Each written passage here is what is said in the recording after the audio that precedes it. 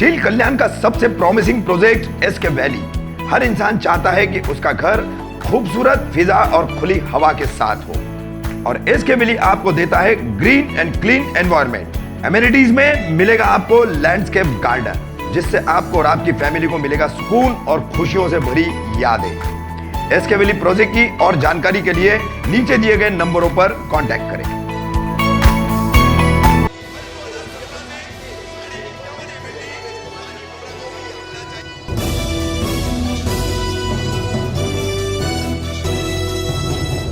मैं रफीक कामदार, हिंदुस्तानी रिपोर्टर में आपका स्वागत है। आज हम खड़े हैं उत्तर शिव में। उत्तर शिव में आप देख सकते हैं, इधर ये बजाज फाइनेंस वालों का वेयर हाउस है। ये वेयर हाउस देख सकते हैं, कितनी गाड़ियां यहाँ पर खड़ी है। इत्तेफाक से गेट भी खुल गया है। हमारे कई कहने के बाद भी इन्होंने गेट खोला था और फ़ौरन बंद भी किया था।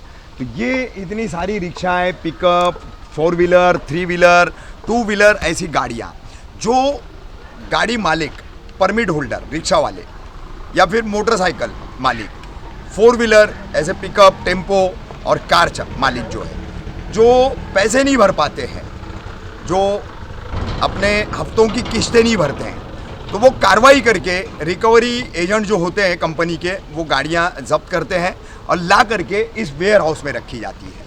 वहाँ तक का सब मामला ठीक है, लेकिन यहाँ गाड़ी एक बार अंदर गेट के अंदर चली जाने के बाद में वो रिक्शा मालक चालक या फिर जो भी ऑटो पिकअप होगा या फिर कार होगी, मोटरसाइकिल होगी, उसके कितने पुर्जे, कितने पार्ट्स गायब हो जाते हैं। ये पूरा मामला जो है कई सालों से चला आ रहा है। गाड़ी मालिक का नुकसान होता है, बैटरी चली जाती है, टायर चले जाते हैं, सीट चली जाती है, बहुत सारे उसके पुर्जे चले जाते हैं, और पुर्जे चले जाने के बाद में किसी भी तरह की जिम्मेदारी न बजाज फाइनेंस कंपनी लेती है, न इस वेयर हाउस पे काम करने वाले कर्मचारी लेते हैं। एक उदाहरण हमारे साथ में है, हमारे मुमरा कौसा के एक रिक्शा चालक हैं अनीस भाई। ये अनीस भाई हमारे साथ खड़े हैं और अब हम इनसे बात करेंगे कि किस तरीके का इनको अनुभव आया है पिछले 3-4 दिनों से।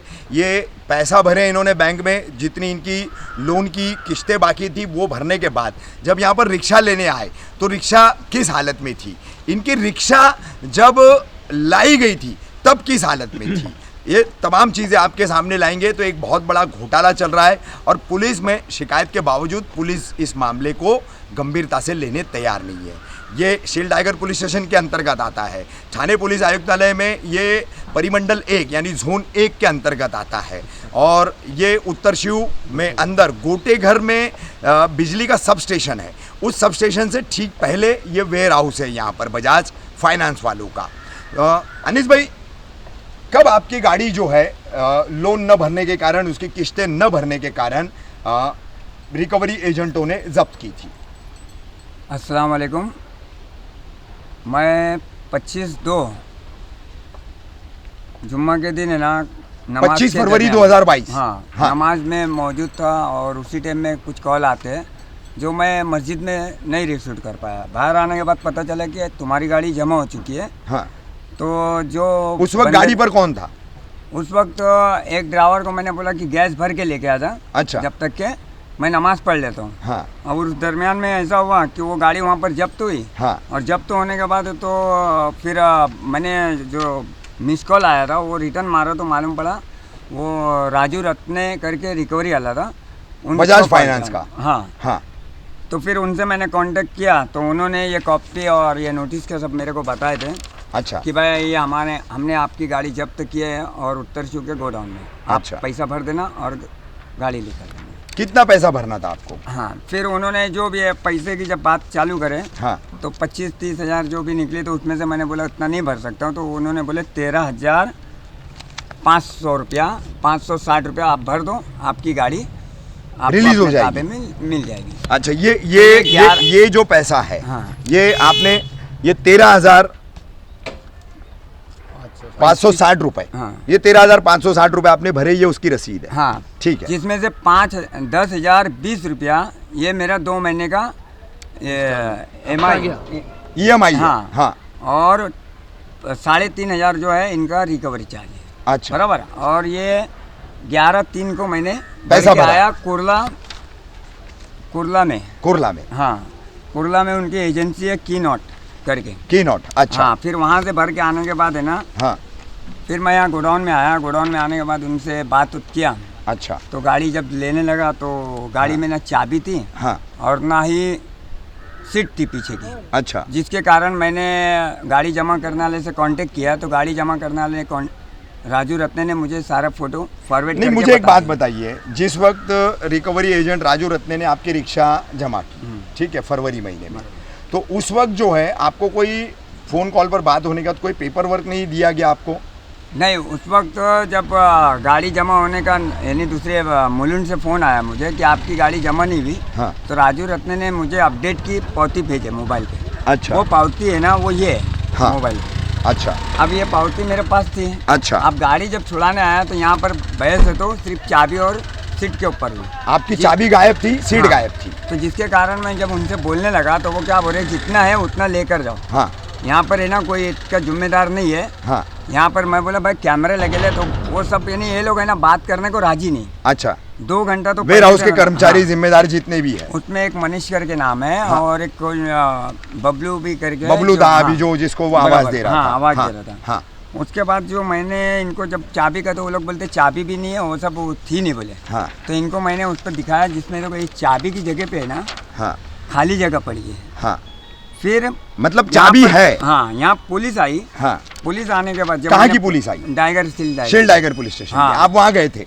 हाँ, तो उन्होंने देशमुख साहब को भेजे हाँ, और बोले कि ठीक है, आपका क्या है मामला, चलो पुलिस चौकी। तो वो बंदा आने को तैयार नहीं साहब के साथ में। हाँ, तो फिर साहब ने बोला कि ठीक है, उधर से उनका मालिक वहाँ पहुँचेगा। हाँ, वो अंदर वाले ने बोले। हाँ, तो उनको इन्होंने ये वाली कॉपी दी है, अच्छा। अंदर की।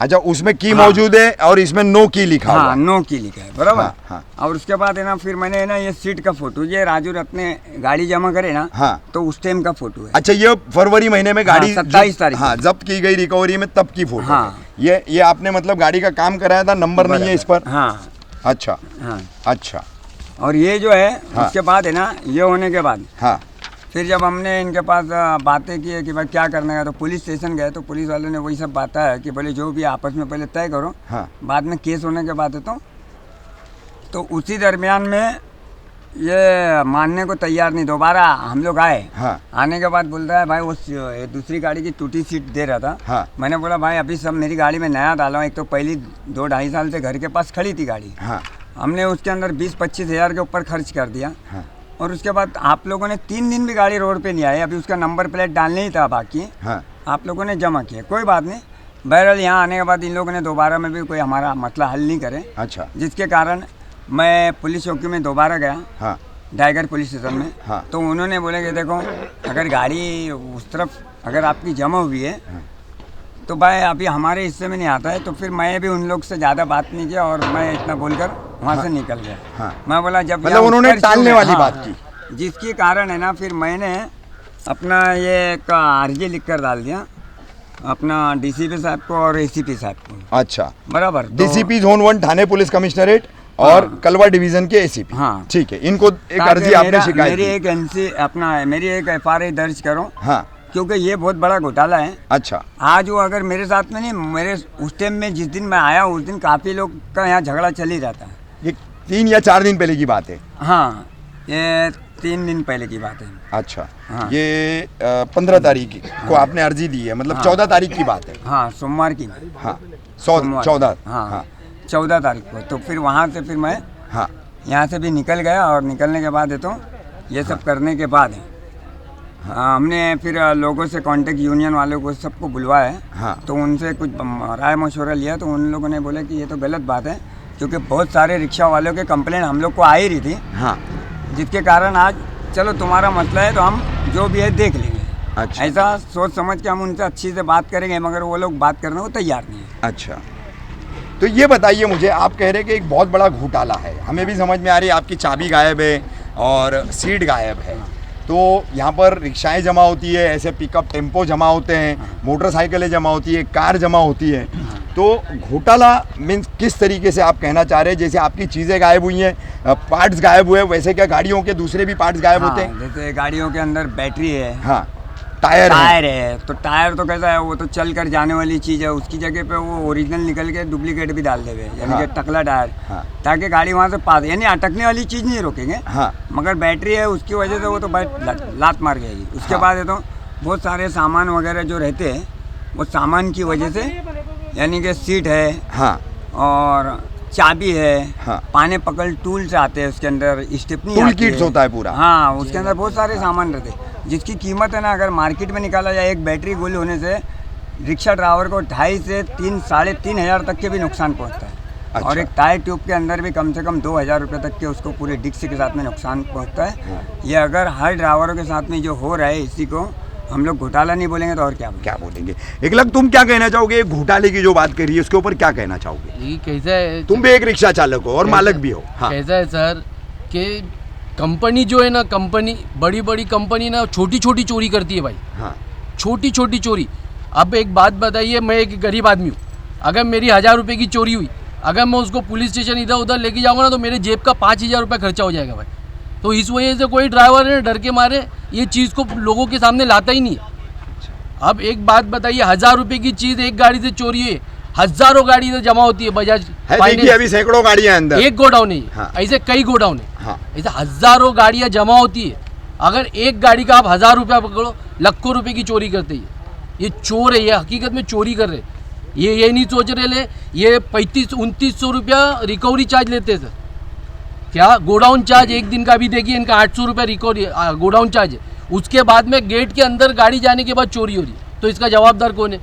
हमने और वो बैंक- जिम्मेदारी लेते भी नहीं है। अब इसको पूछे तो ये बोलता है कि भाई इसकी जिम्मेदारी रिकवरी जिसने किया, वो रिकवरी नहीं, गुंडे रिकवरी करने वाले को जिस एरिया में रिकवरी कर रहा है उसकी इन्फॉर्मेशन पुलिस स्टेशन में देनी पड़ती है। इन लोग वो भी नहीं देते।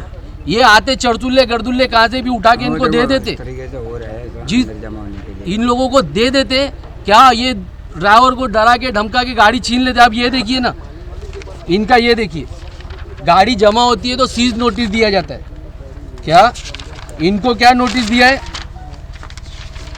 इनको देखिए सर, इनको सिलेंडर नोटिस दिया है, सीज नोटिस नहीं है। सीज नोटिस नहीं है। जबकि कानूनी प्रक्रिया के हिसाब से सीज नोटिस होना देना चाहिए कि आपकी गाड़ी जब्त की जा रही है, हाँ। है ना? आप सरेंडर नहीं, हाँ। क्योंकि ये- आप सरेंडर कर रहे हो ये आपकी तरफ से बताते हाँ, हैं, ये अपनी मतलब तरफ से आप नहीं। देखिए ना, 2 जुमला इन लोग खाली चेंज किए। हाँ। इससे क्या हो गया कि अगर ये 5 दिन 10 दिन 5 महीना का गाड़ी नहीं लिए तो बैंक अपने हिसाब से इसके ऊपर काम करेगी।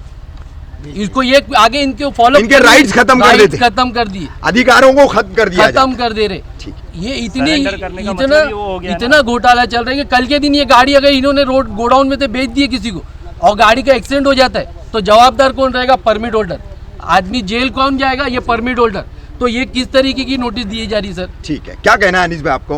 राजू रत्ने ने ना जितना भी स्टेटमेंट था उसमें, यानी मैंने उससे मांगा, वो सब देते गया प्रूफ।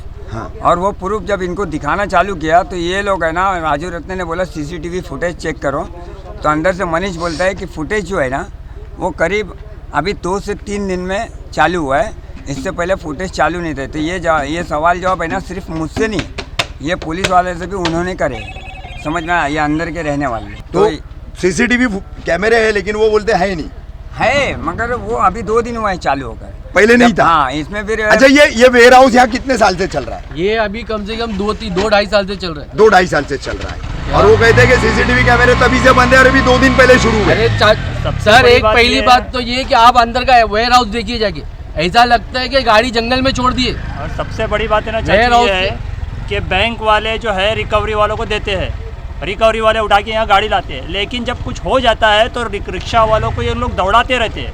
बैंक वाला बोलता हमारी जिम्मेदारी नहीं है, हमारा कुछ नहीं है, रिकवरी वालों का। रिकवरी वालों को पूछो तो बोलते हमारा नहीं है, गोडाउन वालों का। यानी रिक्शा ड्राइवर को अभी 5 दिन से अनीस भाई को दौड़ा रहे हैं। कोई भी जिम्मेदारी कोई भी लेता जिम्मेदारी नहीं लेने है। को तैयार तो ये पूरे मामले में एक शिकायत भी कौसा ऑटो रिक्शा यूनियन की तरफ से की गई थी। क्या शिकायत की गई थी अहमद भाई, क्या बताएंगे? ये बजाज फाइनेंस वाले रिकवरी एजेंट्स जो है करीबन पिछले कई सालों से, ये गोडाउन का मसला तो अभी 2-2.5 साल से इधर है, लेकिन कई सालों से ये दादागिरी गुंडागिरी करके लोगों के घरों पे रात बेरात जाना और रिक्शा वालों को रास्ते में गालम गलोच करना, तो इस तरह की लूटम लाट चल रही थी इन लोगों की। तो इसकी शिकायत हमारे पास काफ़ी आई थी, रिक्शा वालों को रास्ते में रोक लिए, या तो फिर बोले भाई अगर कोई रोने धोने लगा तो 500 दे, 1000 दे, छोड़ दिए, तो सारे दिन की कमाई उसकी चली जाती थी।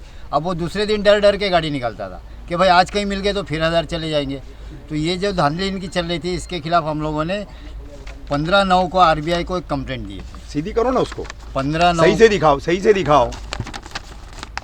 हाँ 15/9 को RBI को हमने एक कंप्लेंट लॉन्च की थी। हाँ, तो वहाँ से हमको जवाब भी मिला क्या जवाब मिला? कि इन्होंने बताया कि इस तरह जो कार्रवाई ये लोग कर रहे हैं, इसके खिलाफ हमने एक्शन लिया और बजाज फाइनेंस को 2 करोड़ रुपए का पेनल्टी लगाई गई है। हाँ। अब इस तरह की कार्रवाई वो लोग हरकतें नहीं करेंगे।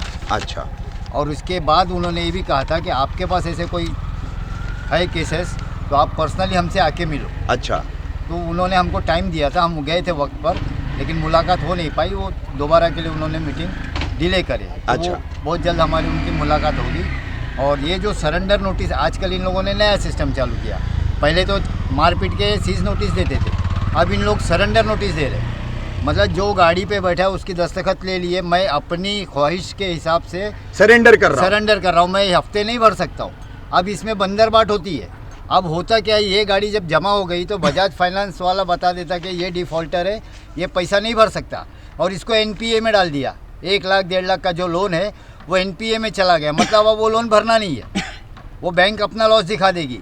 लेकिन वही गाड़ी बाहर आती है एजेंटों के थ्रू, दलालों के थ्रू, और 60-70 हज़ार में बेच देते। अच्छा, ये एक अलग से एक स्कैम चल रहा है। ये स्कैम चल रहा है। हाँ। अब ये 60-70 हज़ार में वो रिक्शा बिक जाती है। हाँ। और वो रिक्शा दूसरा ड्राइवर, दूसरा मालिक उसका बन जाता है कैश।